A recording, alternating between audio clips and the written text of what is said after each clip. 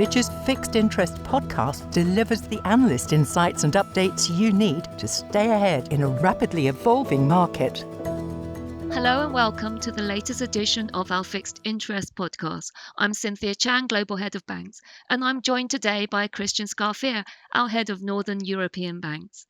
And we're going to talk about the latest updates in our Developed Market Bank Country Forecast Monitor. And this aggregates our views on bank performance in 10 major developed markets.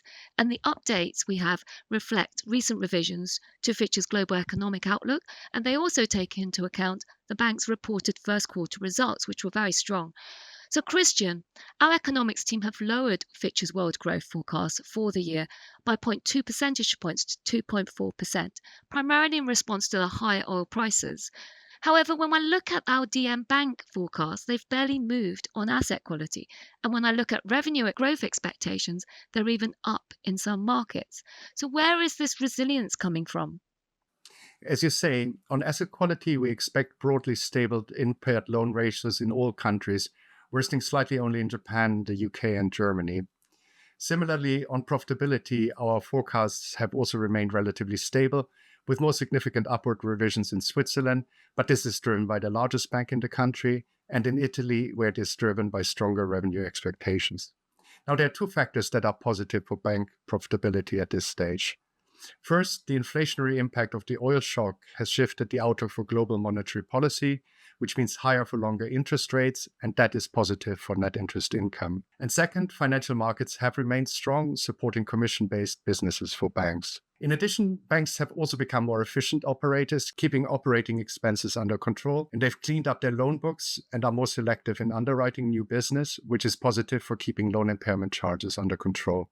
So, resilient forecasts, let's dig into the details a bit. I think there's some interesting things happening in the market. So, which countries would you highlight in terms of what our forecasts are showing? Now, one interesting case is Italy, where banks have done a good job in cutting costs. The corporate customer base is also of a higher average quality than, say, 10 years ago, and this makes it more resilient to future shocks. Several Italian banks have also built up sizable savings businesses, and this includes wealth management and life insurance, which generate growth as private households lower their investments in Italian government bonds. As a result, Italy now is the most profitable banking market out of the 10 we cover in the monitor. Another interesting case is Japan. Here we've seen reflationary dynamics at work, leading to rising interest rates, which we expect to continue. This has reversed the long trend of deflation and creates really a major tailwind for Japanese banks as net interest margins expand. We also see meaningful loan growth here of between 5 and 6% each year, which is a significant acceleration compared to the period before 2025. And as a result, we have increased our profitability forecast by 20 basis points to 2% of risk-weighted assets in 2026, and we expect a similar level for 2027. So, Christian, the monitor also has our capital forecast, and we haven't talked about capitalization yet so far. Nowadays, we hear a lot about loosening regulations, particularly in some of the developed markets.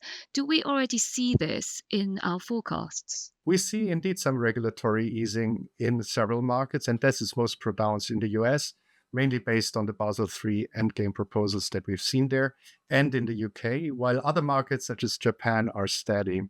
Switzerland, at the other end of the spectrum, is tightening for the systemic banks, and some of that filters through to our forecast.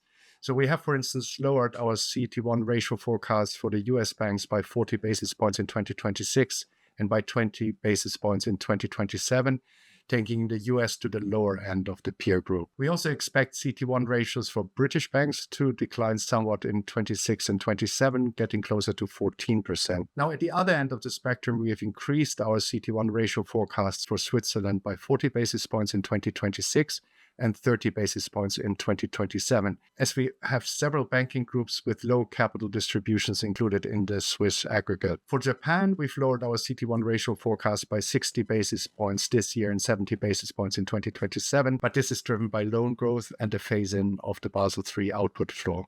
So, Christian, thank you for delving into some of the details behind our forecast in our monitor. So thank you very much, and thank you everyone for listening. For more information on our forecast and analysis for banks, please visit fitchratings.com, and we hope you can join us again for the next edition of Fixed Interests. Subscribe to Fixed Interests wherever you get your podcasts.